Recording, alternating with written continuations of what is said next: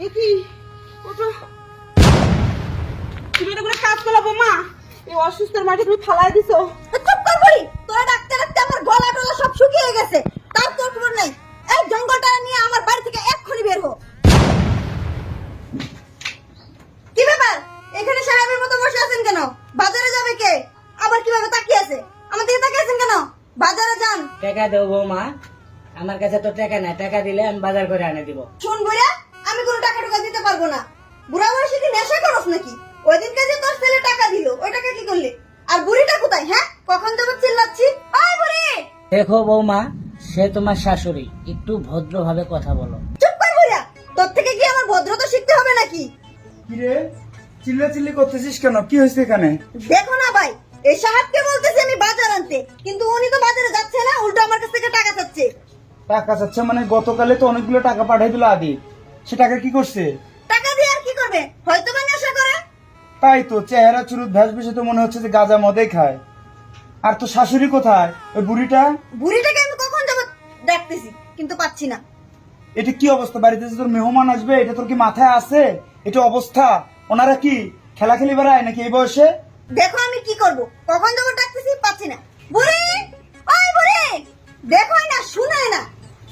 দেখ দেখ দেখ কিভাবে দেখ আসতেছে, মনে কত্তা জানি জমিদারের বউ, মনে হয় যে একদম এই গ্রামের চেয়ারম্যানের বউ। দেখ চলাফেরাটা দেখ, একটু দেখ ভালো করে দেখ। দেখা তো তাই মনে হয়, সাহেব আর সাহেবনি।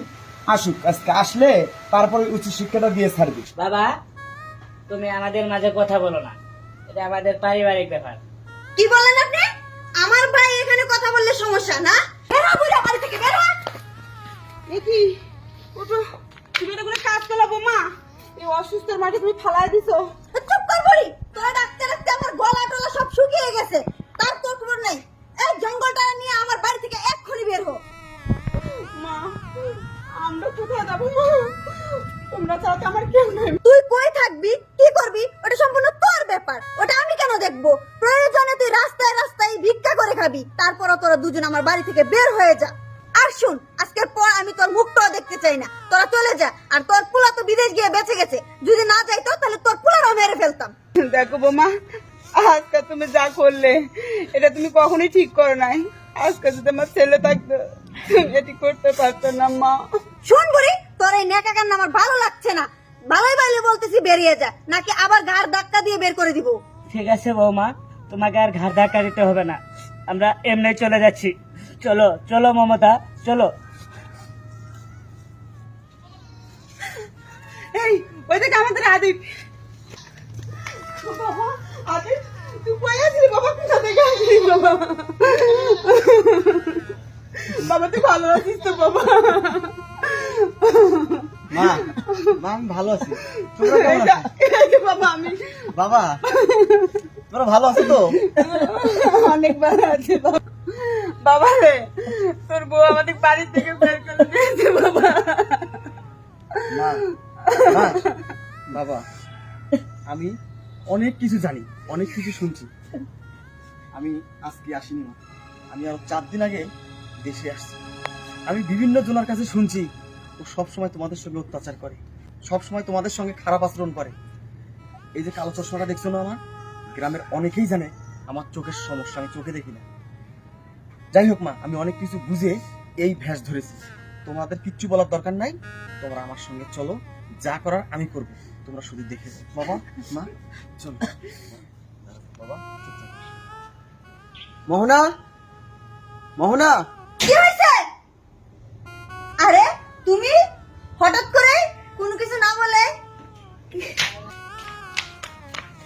তুমি কেমন আছো? আর হঠাৎ করে তুমি আমাকে জানাবা না? আর বাবা মা, চলেন ঘরে চলেন, ওরে নিয়ে ঘরে যাই। আচ্ছা, তোমার চোখে কি হয়েছে? চোখে কালো চশমা কেন? কি হলো বলো? আসলে বউ, আমি তোমাকে এই কথাটা বলার সাহস পাইনি। আমি বিল্ডিং এর একটা কাজে গিয়েছিলাম, সেখানে লোহার টুকরা আমার চোখে পড়ে, তারপর আমার চোখ দুটো নষ্ট হয়। আমি 2 মাস চিকিৎসাধীন অবস্থায় ছিলাম, শেষে আমার চোখ দুটো আর ভালোই হলো না। চোখ না থাকলে, কাজ না করতে পারলে তো আর প্রবাসে কেউ রাখে না, তাই তারা আমাকে দেশে পাঠিয়ে দিয়েছে। আর এই যে হারুন ভাই কই গেল? হারুন ভাই, এই ভাই আমাকে বাড়ি পর্যন্ত নিয়ে আসছে। আসলে কি করব বলো, আমি তো আর কর্ম করতে পারি না, কর্ম করার কোনো বুদ্ধিও নাই, তাই বিদেশ থেকে আমাকে দেশে পাঠাই দিছি। এখন আমি বড় বেকার, তাতে আমার চোখ নেই, তাতে আমার কোনো দুঃখ নাই। এই এই তুমি তো আছো, আমি তোমার চোখ দিয়ে আমি এই জগৎ দেখবো। ও তার মানে তুই এখন কানা, অন্ধ। আমি ভাবছিলাম তুই বিদেশ থেকে আসবি, গয়না টাকা পয়সা নিয়ে আসবি, আমি সুখে সংসার করব, তার জন্য তোর বাবা আমাকে একটু আগে বের করে দিলাম। এখন তা না, তুইও একটা আপদ এসে আমার ঘাড়ে চাপতেছিস না। আসল কথা কি জানোস, তোদের মতো আপদরে কিভাবে বিদায় করতে হয় ওই কৌশল আমার জানা আছে। কি বললে মোহনা? ওই কি অন্ধ হয়ে বাড়িতে ফিরছে? হাই কানাডারে নিয়ে কি করবি তুই? এ লাত্তি মারে বাড়ি থেকে বের করে দে। তুমি ঠিকই কইছো ভাইয়া, লাত্তি মারে বের করে দিব। আর ওই বাড়ির জায়গা সম্পত্তি তো সব আমার নামে, ওদেরকে বের করে দিয়ে তারপর আমি সুখে শান্তিতে থাকবো এখানে। হ্যাঁ, একদম ভালো বুদ্ধি করছিস। একদম আগে ভাগে জায়গা সম্পত্তি লিখে নিছিস না, একদম বুদ্ধিমানের কাজ করছিস। এই কানারে নিয়ে কোনো কাজ হইব না। একদম 2টা ছিল না আপদ, এখন 3টারে বাড়ি থেকে বের করে দে। হ্যাঁ তাই করবো, এখন 3টারে একবার বাড়ি থেকে বের করে দেবো। এই মোহনা, তুমি এসব কি বলছো? আমি না তোমার হাজবেন্ড, আমি না তোমার ভালোবাসার মানুষ? তুমি না আমায় কত ভালোবাসো, তুমি তো সারাক্ষণ ফোনে আমাকে বলতা আমি তোমার জান, আমি তোমার প্রাণ। আর এই তুমি কিভাবে আমাকে বলছো যে তুমি আমায় বাড়ি থেকে বের করে দিবে?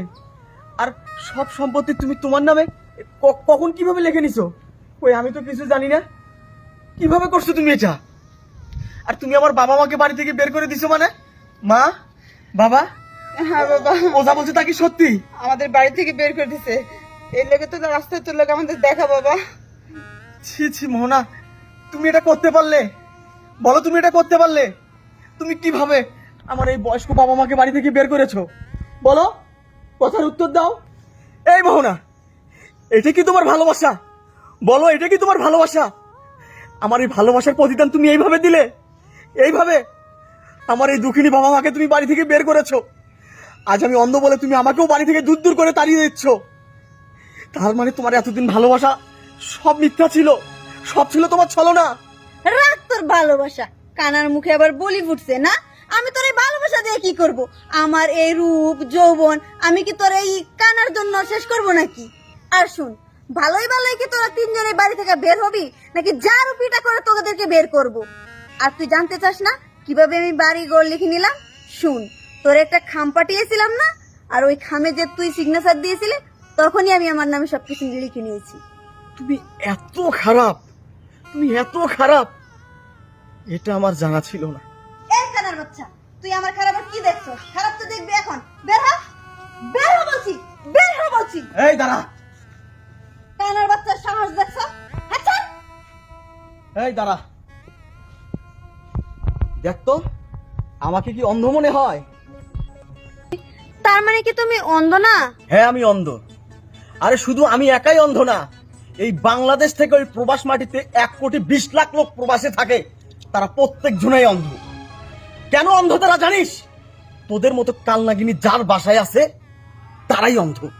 কারণ তারা দিনকে রাত, রাতকে দিন করে অক্লান্ত পরিশ্রম করে এই মাথার ঘাম পায়ে ফেলে মোটা মোটা ডলার কামায় তোদের মতো কালনাগিনীকে ভালো রাখার জন্য। তোরা ভাবিস আমরা অন্ধ? আমরা অন্ধ? আমরা অন্ধ না। আরে আমরা জগতের চোখ খুলে দেওয়ার জন্য ওই প্রবাস মাটিতে হাড় ভাঙা পরিশ্রম করি। তুই কি ভেবেছিস আমি আজ আসছি দেশে? আজ না, আমি আরো 4 দিন আগে দেশে আসছি। আমি তোর বাড়ির প্রত্যেকটা আনাচে কানাচে মাছির মতো লেগেছিলাম।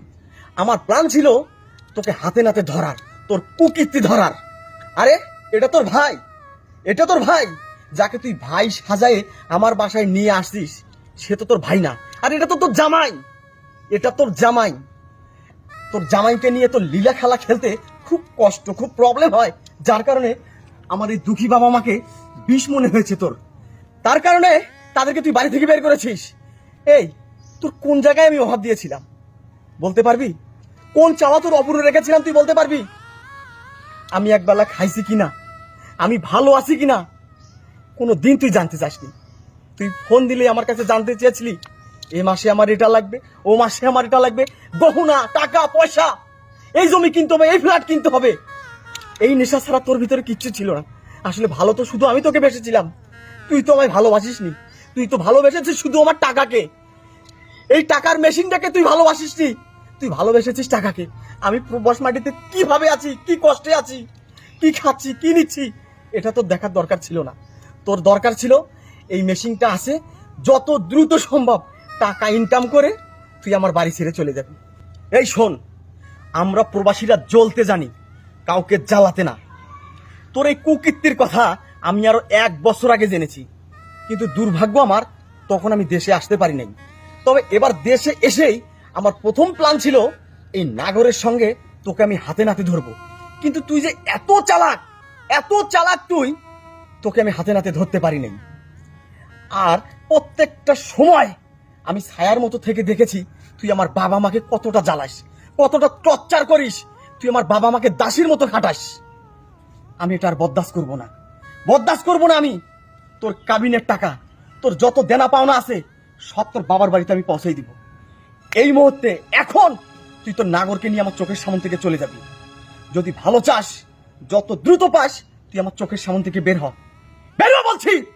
ওগো, আমি অন্যায় করছি, তুমি আমাকে মাফ করে দাও। ভাই বাবা, বাবা আমার মাফ চুপ! করে দেন। তোর মতো শয়তান যেখানে আছে সেখানে কোনোদিন কারো সংসার হবে না। আর তোকে করবো আমি মা, তোর মতো কাল লাগিনি 2 মুখের সাপকে আমি করবো মা। আরে তুই আমার থেকে নিয়েছিস টাকা আর সংসার করেছিস এই কালপিটের সঙ্গে, তোকে ক্ষমা করবো। বেরো যা। বাবা, মা, চলো।